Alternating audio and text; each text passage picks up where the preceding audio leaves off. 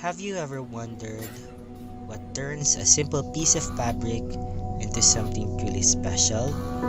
It is more than just threads and needles. It is the skill, patience, and heart behind every stitch.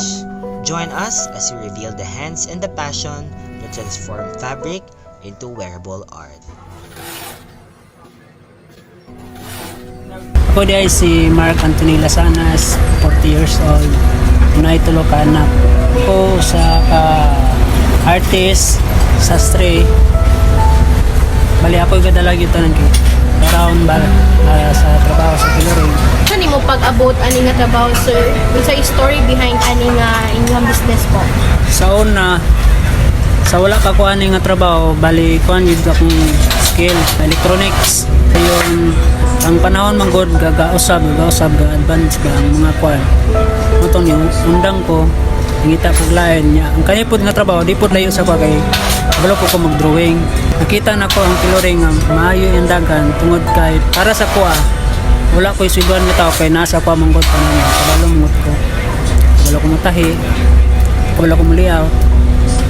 Na ako isa ko pakura pong bayaw tinugluan na po. Wala kay kung gakuha og panigitaw na tog manpower kay gamay pa pong tailoring niya sa papon kaya raman ang basihan din ako sa kuan sa panahon sa daghan ako nga naibalan nga income mas maayo ang tailoring niya sa papon kana akong mga anak inspiration gina ko yung anak na special kinahanglan sa maintenance kada adlaw tanan ako naibalan nga income din ako nagyan maligya ko isda ayo mga appliances. Kasi mga problema nga imong na-encounter din sir sa pag-business. Financial, number one, labi na ka ng mga trabaho na mo sa mag-run out, nakuhaon sa customer na nga date, mag-run out. Sa akong advice ko, para sa kuha kay mas bata ko manghid ko sa nagtiluring dere. Sa kuha lang aside, na kay bali skill bahin sa aning mga tailor ipadayon lang normal man ang failure gyud normal gina sa kasa nga business.